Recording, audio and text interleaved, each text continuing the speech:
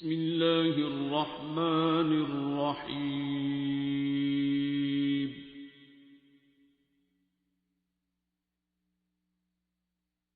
الرحمن وسوسے شیطان ڈالتا ہے. یہ جو ہمارا یہ دماغ ہے نا، اس میں جو سم ہے نا، اس کا نمبر شیطان کے پاس ہے، اللہ میاں کی اجازت سے ہے. ٹھیک ہے، اس طرح تو بیچارے کو کوئی اجازت نہیں تو وہ کیا کرے گا. تو ہمارے وہ ادھر ایس ایم ایس بھیجتا رہتا ہے، بیچ میں نا کئی ویڈیو چلاتا رہتا ہے. ہاں ادھر یہ والا جو سم ہے نا، انسان ڈیول سم ہے. تو یہ جو سم ہے نا، یہاں پہ جو قلب کی سم ہے، اس میں اس وقت تک وہ نہیں گھس سکتا جب تک اس میں کوئی بت نہ ہو. اگر یہاں ایک سے زیادہ بت ہو جائیں تو پھر وہ بھی بیچ میں آ جاتا ہے، پاسورڈ ہیک کر لیتا ہے، چوری کر لیتا ہے. 360 قسم کے بت کئی بار یہاں آ جاتے ہیں نا، کعبے کے اندر 360 قسم کے بت آ جاتے ہیں. ہم خود ہی سجا لیتے ہیں، رنگ کے، نسل کے، ذات پات کے، حسن کے، جوانی کے، ڈگریوں کے، میں کے، اپنی تسبیحوں کے، وظیفوں کے، نیکیوں کے، پارسائی کے، تقوی کے. تکبر سب سے گندا بت تقوی کا تکبر ہے.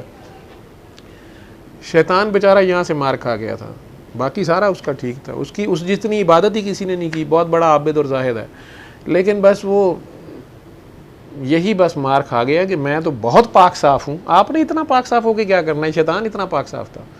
اس نے کہا میں نے تو کبھی کچھ کیا ہی نہیں، میں تو ہر وقت اللہ کی حمد و ثنا کرتا ہوں، نمازیں پڑھتا ہوں، تسبیحاں کرتا ہوں. اور یہ آدم یہ گندی مٹی سے بنا ہوا، جس نے ابھی کچھ تسبیح بھی نہیں کی ہے، کوئی کلاس بھی نہیں پاس کی ہے، کوئی ڈگری نہیں ہے اس کے پاس، کوئی اس کی کوالیفیکیشن ہی نہیں ہے، اس کو میں اس کے انڈر آ جاؤں، یہ کیسے ہو سکتا ہے؟ سجدے کا مطلب تھا اس کے تابع آ جانا، اس کے انڈر آ جانا. وہ اب اس سے افضل ہے. تو لا الہ الا اللہ تو وہ مانتا تھا، لیکن آدم رسول اللہ نہیں مانتا تھا. باقی ساری مخلوق تو پاس ہو گئی اس ٹیسٹ میں، لیکن وہ رہ گیا. اب آدم سب سے فائنل ہے، تو آدم سے اوپر تو مخلوق کوئی نہیں آنی نا. آپ سارے اشرف المخلوقات ہیں اور آسن تقویم پہ ہیں، اللہ نے تو سارے اکٹھے ہی بنائے ہیں. آدم کا بھی تو کوئی ٹیسٹ ہوگا نا، آدم کا کوئی ٹیسٹ نہیں ہونا چاہیے. آدم کا بھی تو انصاف تو یہی ہے نا کہ آدم کا بھی ٹیسٹ ہو. فرشتوں کا ہوا ہے، جانوروں کا ہوا ہے، ہر چیز کا ہوا ہے. سورج بیچارہ بھی آپ کی خدمت اب کر رہا ہے، اس وقت سے آپ کو سجدہ کیے ہوئے آپ کی ڈیوٹی کری جا رہا ہے. درخت ہیں وہ آپ کی ڈیوٹی کر رہے ہیں، پرندے چرندے، ہوا، کیڑیوں سے لے کے ہر چیز تو ہماری ڈیوٹی کر رہی ہے، ہماری خدمت کر رہی ہے. تو ہمارے بھی تو ٹیسٹ ہوگا، ہمارے سے اوپر تو کوئی مخلوق نہیں ہے. تو ہمارا ٹیسٹ کیسے ہوگا؟ ہمارا جب بھی ٹیسٹ ہوگا کسی آدم سے ہوگا، آگے آدم ہی کوئی ہوگا، کوئی داتا صاحب ہوگا. لیکن یہ باتیں نہیں سمجھ آئیں گی.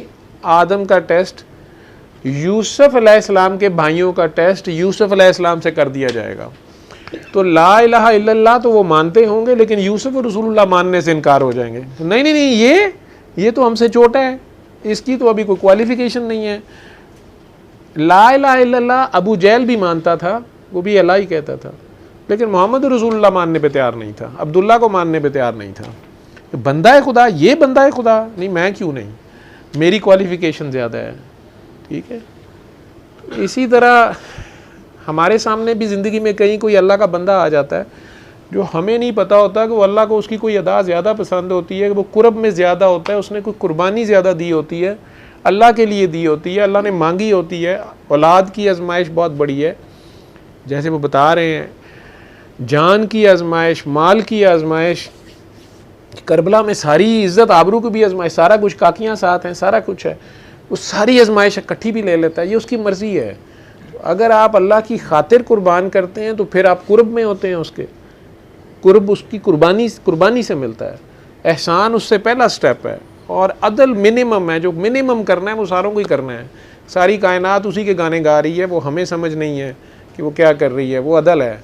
اور اس کو بن دیکھے جو کر رہے ہیں اختیار ہوتے ہوئے، اگر ظاہری اختیار ہوتے ہوئے، تو یہ احسان ہے.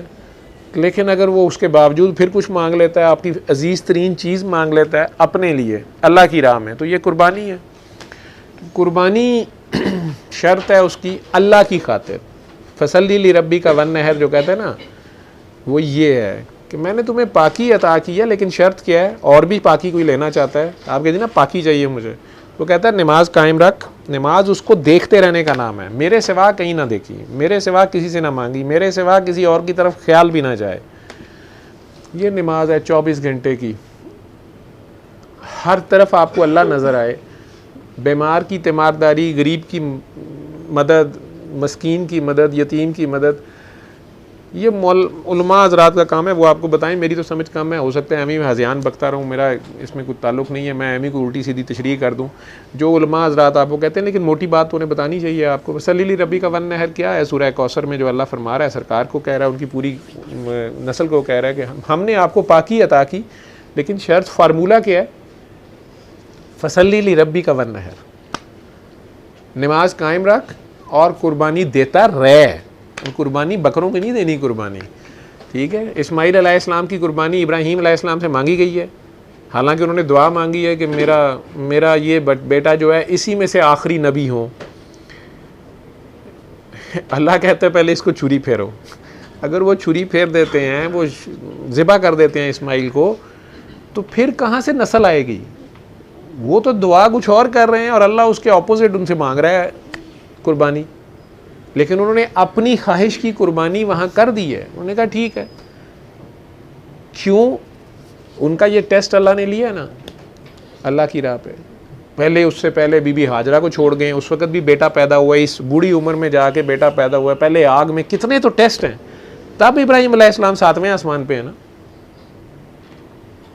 ٹیسٹ ہیں, اللہ لیتا ہے ٹیسٹ.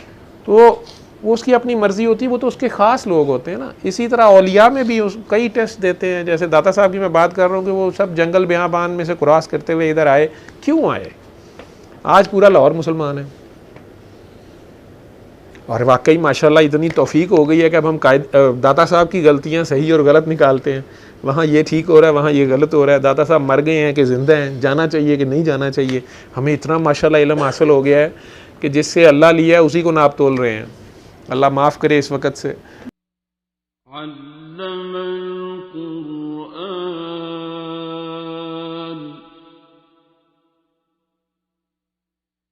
خلق